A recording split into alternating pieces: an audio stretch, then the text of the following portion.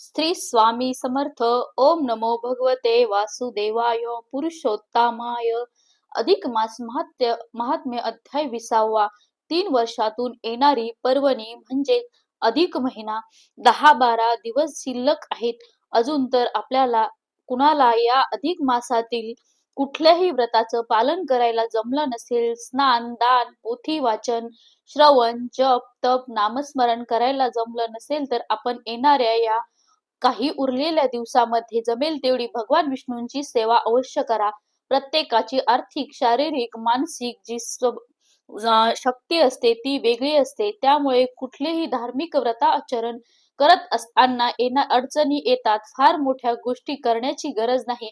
अगदी छोट्या छोट्या गोष्टी आपण करू शकतो. या अधिक मासामध्ये त्याचं आपल्याला पुण्य लाभतं. जसं रोज जमेल तसं भगवान विष्णू यांचे नामस्मरण करा. अंघोळ करताना भगवान विष्णूंचे नामस्मरण करा. भगवान सूर्याला रोज अर्घ्य द्यावे. आपल्या पित्राचं रोज स्मरण करावं. देवपूजा करावी. कुठल्याही ग्रंथाचं वाचन करावं, श्रवण करावं. आपल्या घरामध्ये शांतता ठेवायची आहे.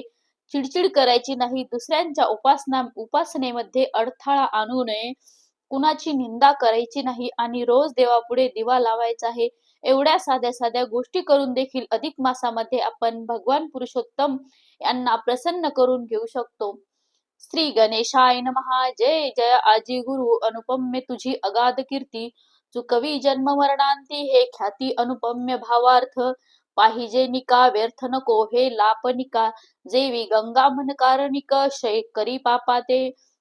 जेवी अग्निस पुलिंग पाही भस्म करी सर्व तृणवळी. तैसा सद्गुरु मंत्र पाही भस्म होई पाप समूह असो.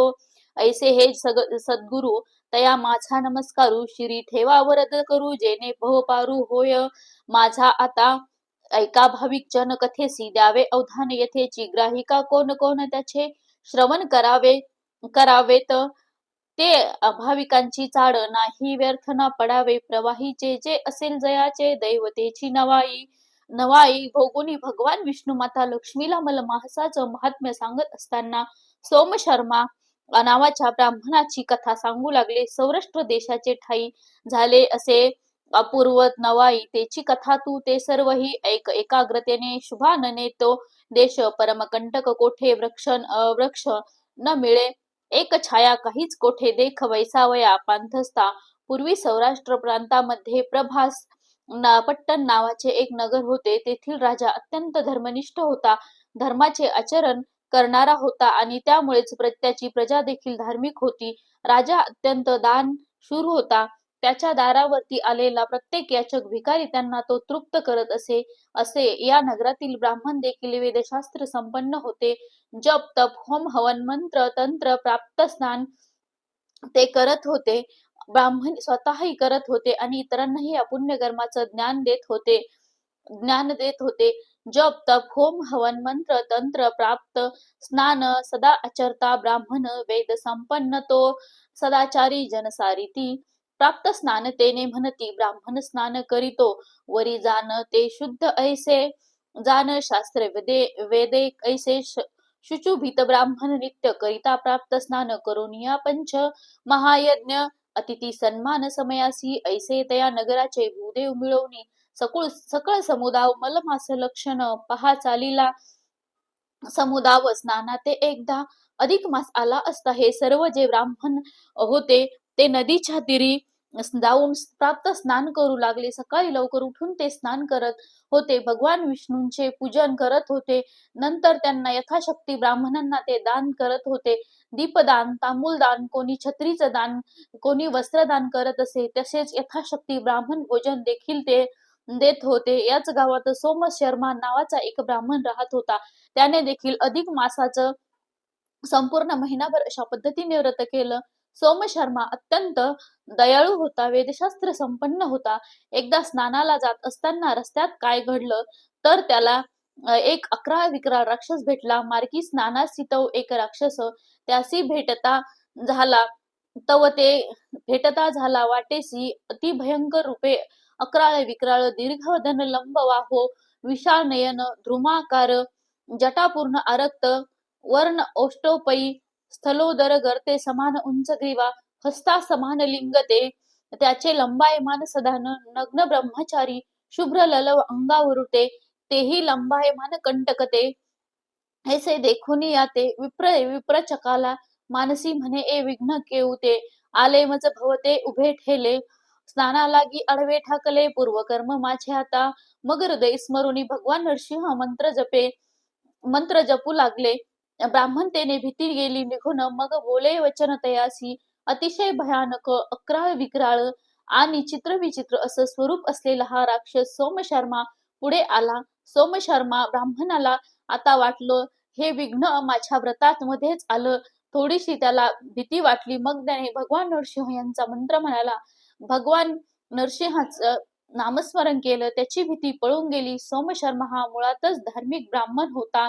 शिवाय तो अधिक मासाचं व्रत त्याने मनोभावे केलेलं होतं आणि नृसिंह ते तेज बघून राक्षस स्वतःच त्यांचं मंत्रपठन केल्यामुळे त्यांचं तेज भयभीत झालं. असा विप्र अग्निवत राक्षस पाहून भीती म्हणे हातो न भय किंचित मी तऊ धीत पातलो मग म्हणे हो द्विजवर्या साधू हृदय सकोमळ सदया मी तव पापिश क्रूर हृदया करी दयादीन बंधू नाना जीव हिंसाधारी नाना जीव वधिले अघोरी पाप भोगिले नाना परी राक्षस देहधारी पै ऐकून तयाचे करून उत्तर द्रव तेव्हा विप्र अंतर कोमल हृदय द्विजवर नवनिता परी असे जायासी हृदयी नाही कोमलता तो विप्र देह नव्हे तत्वता असो द्विज राक्षस पाहता झाला बोलता पैत्यासी राक्षस हात जोडून सोमशर्माला विनंती करू लागला की मी या राक्षस मध्ये खूप यातना भोगले आहे अत्याचार के आहे म्हणून माझ्यावरती ही वेळ आली आहे माझा उद्धार करा. सोमशर्मा ब्राह्मण राक्षसाला म्हणाला तू पूर्वी कोण होतास मला तुझा संपूर्ण वृत्तांत ऐकायचा आहे. मग राक्षस म्हणे विप्राते ऐक माझी या वृत्तांताते मी पूर्वी वैश्य धनवंत असे विख्यात भूमंडळी नाना वस्तूंचा रक्षक जाण क्रय विक्रय करी पूर्ण ग्रही संपत्ती सनसे न्यून पुत्र सुना परिवार गाई म्हशी खिल्लारे अपार हस्तीवाजी सकट थोरदास सदासी अपार ऐसा परिवार अपरिमित राक्षस सांगू लागला. पूर्वी मी एक वैश्य होतो व्यापारी होतो माझ्या घरात कुठल्याच गोष्टीची काहीच कमी नव्हती अतिशय धनवान होतो पुत्र सुना मोठा परिवार माझ्या घरी गाई म्हशी होत्या माझ्या सेवेला दासीही होत्या देखील होत्या अतिशय सुखाने जीवन जगत असताना एक घोर अपराध माझ्याकडून घडला. एकदा एक ब्राह्मण जो वेदशास्त्र संपन्न होता यात्रेला निघाला होता आणि यात्रेला जाताना त्यानं आपलं जे धन आहे ते सुरक्षित राहावं म्हणून माझ्याकडे आणून दिलं. सुवर्ण नाणे 10 सहस्त्र जान द्रव्य घटी भरिला परिपूर्ण मज पुढे ठेविला आणून गेला. ब्राह्मण वाराणसी सहकुटुंबेसी विप्र गेला. तिकडेची 12 वर्षे त्याला यात्रा करिता दिवस झाले गेला तो इकडे स्मरण मजला झाले. काही कार्यानिमित्त त्याचे मी द्रव्य घट खर्चिले आहे साचे तो विप्र यात्रा करुणी साचे परतोनी आला माघारी यात्रा करुणी संपूर्ण द्रव्य घट मागे मज लागुनी तव अडचणीस्तव जाण नाही म्हणून बोलिलो मी तू द्रव्य आणून ठेविले कधी याते साक्ष कोणती दावी आधी आमचे घर घेतो हा मंद बुद्धी मिळालीच मांदी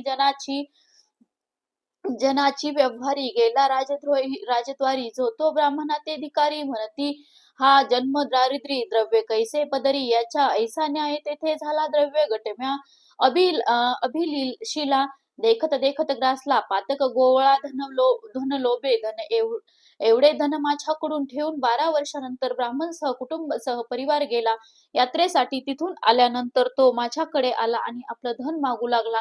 मला या दरम्यान अडचण असल्या कारणाने त्याचं द्रव्य जे होतं मी ते खर्च करायला नको होतं मी ते खर्च केला. आता तो द्रव्य मागू लागला. माझ्याकडे त्याला द्यायला काहीच शिल्लक नव्हतं म्हणून मी त्याला म्हणालो की तू माझ्याकडे कधी द्रव्य दिलेच नाही आणि दिले असेल तर तो पुरावा घेऊन गावात ये. ती ब्राह्मणाकडे एवढा पैसा येणार तरी कुठून धनाच्या लोभाने खूप मोठं पाप मी केलं. मग तो विप्र तळमळत गेला तळतळून मज शाप दिला म्हणे पापिष्टा चांडाळा अभिशीला द्रव्य घट पृथ्वी तेज वायू आकाश तुझ मज साक्ष आहे चंडाशू तरी शापन घे निशेष होई ब्रह्म राक्षस पै आता माझे वचन असत्य होईल तरी माझी यात्रा निर्मळ हो. सफळ ऐसा बोलिला करुणी तळमळ विप्रे प्राण त्यागिला. धन लोभे मेला द्विजवर मी राक्षस झालो साचार. ऐसा माझा प्रकार झाला साचर. द्विजवरा परक्याचे द्रव्य अभिलाषिले होते. अप्तवर्ग खाऊनी गेले. शेवटी मज व्यसन प्राप्त झाले. भोगणे लागले दैत्य दश. या लागी या लागी दुसऱ्याचे अभिलाषिता सौख्य नाही तत्वता. शेवटी भोगणे लागे अस्वस्थता. न सुटे सर्वथा निर्धारे. आता प्रार्थना ऐका परोपकारी करीन का. मज धाळी परलोका तारका. नौका तू होई कष्टी. कष्टी होऊनिया मिळविलेले आपण ते धन गेले या विचाराने तो ब्राह्मण तळतळून मृत्यू पावला. मात्र जाता जाता त्यानं मला शाप दिला की तू ब्रह्मराक्षस होईशील. याच्या कष्टानं त्याला काही कमवलं नाही, ते पचलं नाही. मला व्यसन लागलं आणि त्यातच माझा देखील मृत्यू झाला. मी या जन्मी राक्षस झालो. सोमशर्मा ब्राह्मणाला तो ब्रह्मराक्षस म्हणू लागला. माझ्यावरती उपकार करा. मला या जन्म मरण्याच्या फेऱ्यामधून माझा उद्धार करा. मी कंटाळलो आहे. असे म्हणतात ते क्षणी द्विज बोले प्रसादवानी. म्हणे मल मास स्नानदानासी. मास एकाने नेम केला तया मी. सप्तदिनाचे उदक तू ते अर्पितो साचे. ते पुण्य प्राप्त होईल नेमाचे. घडो त्याचे फळ तुझ लागी ऐसे वदनोतय. वेळी उदक भरलेसे म्हणे तुझ सुफळी हो. तात्काळी हो उद्धार ये. वेळी वदन घातले उदक तव नवल वर्तले एक. विमान आले तात्कालिक अति लखलखित तेजस्वी. सोमशर्मा ब्राह्म राक्षसाला तो म्हणाला, मी अधिक मासामध्ये संपूर्ण महिनाभर जे व्रताचरण केलं आहे त्यातील 7 दिवसाचे जे पुण्यफळ आहे ते मी तुला देतो. त्याने तुझा उद्धार होईल. आणि त्याने हातामध्ये पाणी घेतलं. पुरुषोत्तम भगवान यांचे स्मरण केले. संकल्प केला आणि 7 दिवसांचे पुण्यदान त्या राक्षसाला दिलं. राक्षसाच्या हातावरील उदक देताच तो त्याचा तेजपुंज झाला दिव्य. त्याचं रूप पालटलं आणि तात्काळ स्वर्गातून एक विमान आलं. राक्षसाला तो वैकुंठला घेऊन गेला आणि माझे बैसले विष्णुदूत. पाही राक्षस केला दिव्य विमानी बैसविला. तोही उद्धरण नेला वैकुंठा. अशा पद्धतीने सोमशर्मा ब्राह्मणाने केलेल्या पुण्यदानामुळे ब्रह्मराक्षसाचा उद्धार झाला. अधिक मासाची पुरुषोत्तम भगवान यांची त्यांच्यावर कृपा ज्या वेळेला प्राप्त होते त्यावेळेला काय होतं, ज्याने अनेक आपली पापकर्म केली आणि त्यामुळे तो राक्षस योनीमध्ये यमयातना भोगत होता. ब्रह्मराक्षसाचा त्यांनी उद्धार देखील केला. अधिक मासातील पुण्यकर्मामुळे त्या सोमशर्मा ब्राह्मणाने त्याला जे दान दिलं होतं 3 वर्षातूनच हा अधिक मास आहे. त्यामुळेच आपल्यापैकी प्रत्येकाला ही सुवर्ण संधी आहे आपल्या पापातून मुक्त होण्याची, पुण्यकर्म कमवण्याची. अजूनही जेवढं जमेल तेवढी भगवान विष्णूंचे नामस्मरण करा, जप तप करा, होम हवन करा, उपवास करा, मौन व्रत करा. जेवढं जमेल तेवढं यथाशक्ती दान करा. या अधिक मासामध्ये भगवान पुरुषोत्तम यांच्या कृपेने यांची कृपा आपल्यावर सर्वांचा राहो. सर्वांच्या जीवनांचा उद्धार हो. श्री स्वामी समर्थांच्या चरणी प्रार्थना. इति श्री मलमास महात्म्य पद्मपुराणीचे समंत मनोहरसुत विरचित 20वा अध्याय गोढा. श्री कृष्णार्पणमस्तु. श्री स्वामी समर्थ. ओम नमो भगवते वासुदेवाय पुरुषोत्तमाय.